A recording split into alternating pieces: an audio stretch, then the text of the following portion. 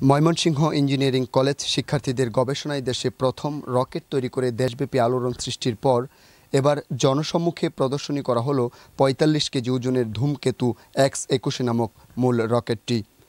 সম্প্রতি নগরীর town hall মাঠে নাসা স্পেস অ্যাপস বাংলাদেশের প্রধান A2A এর কর্মকর্তা ও ধূমকেতু X টিমের সদস্যদের উপস্থিতিতে কালো কাপড় সরিয়ে মূল রকেটটি জনসম্মুখে প্রদর্শন করা হয়। আগামী ২-১ মাসের মধ্যে আনুষ্ঠানিকভাবে উৎক্ষেপণের আগে নিজেদের প্রস্তুতি ও অগ্রগতি সম্পর্কে জানান দিতেই এই প্রদর্শনীর আয়োজন করে ধূমকেতু X টিম। এখন আমরা প্রথম ফান্ডিংয়ের যে আপনার কোয়ার্টার যে টার্ম আছে, টার্ম অনুযায়ী আমাদের মাইলস্টোন কিছু আছে, মাইলস্টোন পূর্ণ করার জন্য আমাদের এই রকেটটা তৈরি করা। তো অতি শীঘ্রই ইনশাল্লাহ আমাদের টেস্ট ফায়ার আছে আরও এই রকেটটার।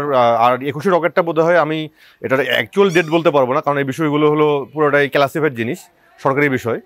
তা এগুলো আশা করি যে আপনারা ২০২৪-এর নির্বাচনের পরবর্তী সময়ে খুবই শীঘ্রই আইসিটি মন্ত্রণালয় থেকে এবং জুনায়েদ মোহাম্মদ পলক স্যার এ বিষয়ে অবশ্যই ঘোষণা দেবেন।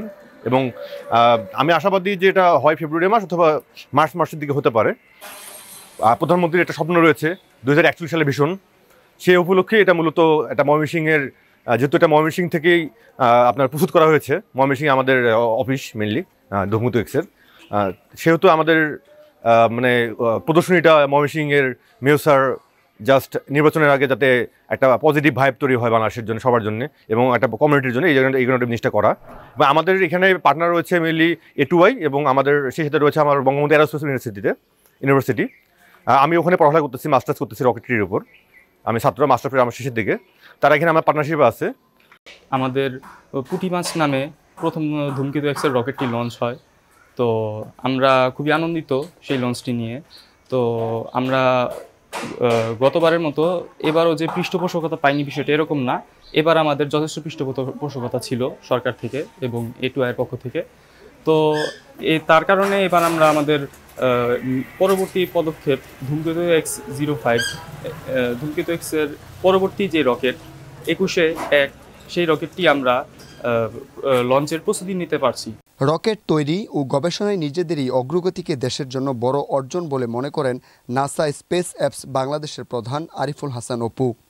এ ধরনের উদ্ভাবনী ও গবেষণায় পৃষ্ঠপোষকতার আশ্বাস দেন সিটি মেয়র। একটা রকেট লঞ্চিংয়ের সাথে সাথে কিন্তু একটা পুরো নেশনের মুডই কিন্তু চেঞ্জ হয়ে যায়, সেটা কিন্তু বিজ্ঞানমুখী হয়ে যায় এবং প্রত্যেকটা স্টুডেন্ট এবং প্রত্যেকটা বাচ্চা আজকে যারা দেখছে যে কোনো এক সময় আমরাও চাঁদে যাব, আমরাও মার্সে যাব, আমরা সেখানে স্পেস এক্সপ্লোরেশন করব, তাদের জন্য আমি মনে করি যে একটা বিশাল বড় অনুপ্রেরণা। মানুষের যদি ইচ্ছা শক্তি থাকে, সকল প্রতিবন্ধকতা পেরিয়ে তিনি তার লক্ষ্যে পৌঁছাতে পারেন, সেটির উজ্জ্বল দৃষ্টান্ত নাহিয়ান এবং তার টিম। চলতি বছরের ৭ই ফেব্রুয়ারি নিজেদের তৈরি ধূমকেতু X-01 পুঁটিমাছ নামক রকেটটি আনুষ্ঠানিক উৎক্ষেপণ করে ধূমকেতু X টিম।